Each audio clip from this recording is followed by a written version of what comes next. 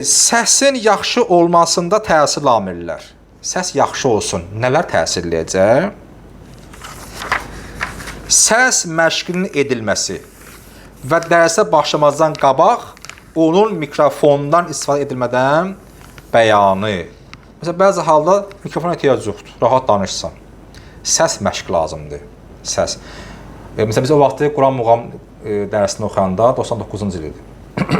Muğam dərsini oxuyanda kursda. Səsi qaldırmaq yollar var da. Ən qalına başlasan Allah sözü.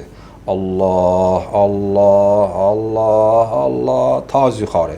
Və ya şar köprüsü şarı. Kim muğam dərsi istəyirdi tələblərdən?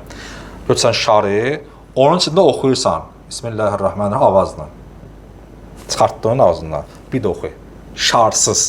Nəfəsi açmaq üçün ciyər genişlənsin, səs düzəlsin deyə bu çox əla yollardır. İstəyirsiniz? Hə, inşallah. Gələcək. Səsin məşq lazımdır. Ancaq nazik səs yox, ancaq qalın səs yox. Səsi oynat. Qalın incə. Minbərdə çox böyük təsiri var. Getsə məclisə, getməlisiniz də, molla da eləməlisiniz də. Halal şeydir və sizin vəzifənizdir deyək, təbliğ. Səsi oynadın. Danışın, baxın, sağa sola. Mən keçən bizim dərsimiz olmuşdu, çox təsir, dərsin çəkişi olmadı.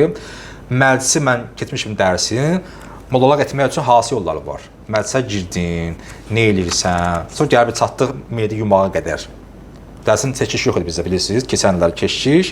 Keçən 24-cü ilin orucu var idi. Artı 2 il az qalıb. Məsələn, salavat deyirsən, cəmaatı cəlb etmək üçün nə eləyirsən orada? Hamısını demişdim. Bəzən deyirəm burada, ola qeydləyin. Həqiqətən, mən ayrıca dərs qoymalı deyiləm onun üçün. Çünki demişəm ki, farklı illər ərzində özdə qeyd edin.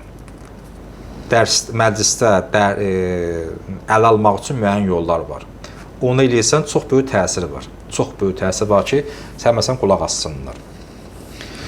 Səsin məşqi və dərsə başlamazdan qabaq onun mikrofondan istifadə edilmədən bəyanı. Alışma ki, mikrofonun var da. Yox. Mən əvvəllər rayonda məclisdə olanda, molla kimi, bizdə rayonda 7 gün məclis, 7 gün. Mikrofon yox idi. Uzun məclis idi, şəhərə balacaq da, uzun məclis, palatka. Səsimi ora çatdırırdım mən. Oxurum avazla. 7 gün. Sonra 4 günə düşdü. Mikrofon oldu, biraz işimiz rahatlaşdı. Stolu əvvəl taxt idi, taxtın üstünə otururduq biz. Yəni o vaxtdan səs məşqi olub, danışmalısan. Məşq üçün səsin qeyd edilməsi və müəllimin səsi kontrol edilməsi. Şəxsən mən canlı şahidəm də, özüm bunları eləmişəm. Əvvəllər məsələn o vaxt şey var da, bazı maqnitofonlar, bu player var idi tələbə vaxtında. Ya böyük maqnitofon audio kasetlərlə səsimi zapslıyırdım.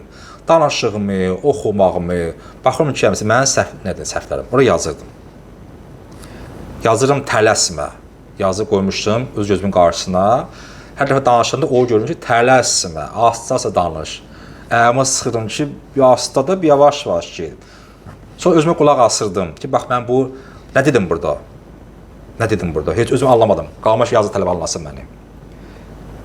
O çalışın ki, nitqin kim yaxşıdır, nitqin kim yaxşırsa, ondan eləsin istifadə yaxşı mənada. Birinci qüsur varsa, səsi zapsilin, sonra qulaq asın, boşluğu düzəldim, nəfəs alın hər cümləyə. O böyük təsir var. Radio, televiziyadakı söhbətlərin edilmə qaydası. Bəli deyim, radio qulaq assan, televiziya qulaq asırsan, xəbərçi, yəni o xəbər aparan veriliş, hər hansı veriliş, qulaq as, necə danışır, necə sözdən istifadə edir, nəfəs məşqi. Aşağıdakı suallardan istifadə etməklə müəllimin şagirdlərdən səsi xəbər barədə alması. Səsimi kamil eşidə bilirsinizmi? Deyirsən. Mən deyirəm, səs var, görüntü var.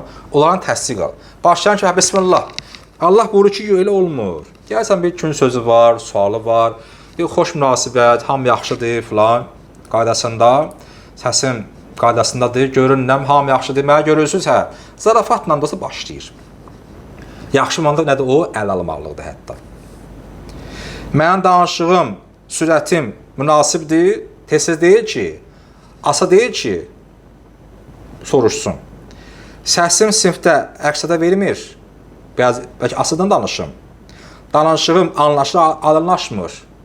Mən nə deyirəm, başa düşə bilirsiniz bunu. Bunu soruşmalısan. sən müəllim. Bədən hərəkətləri ilə səsi tənzimləməlik üçün aynadan istifadə etməliyik. O hansı ki, nə odur? Həm zədə, həm ticarətdə Hacı İsmail desən, aktyor, şəkili, orada bir mesela rəhmətli orada xanım var, Nurda xanım, deyəsən Nurda olmalıdır.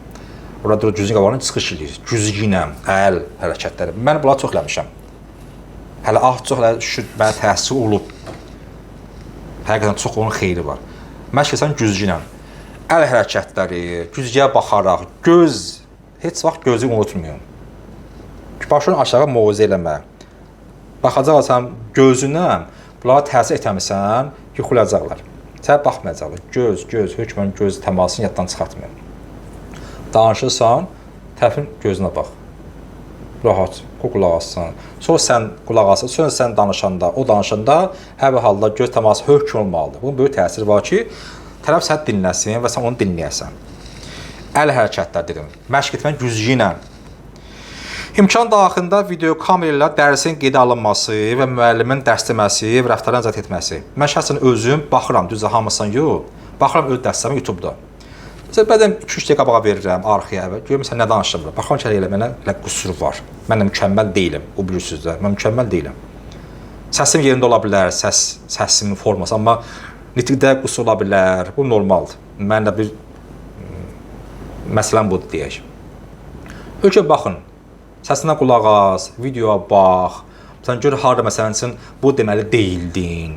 Bu məsələn söz anlaşılmadı. Özünə qeydlə, onun üstə məşq elə.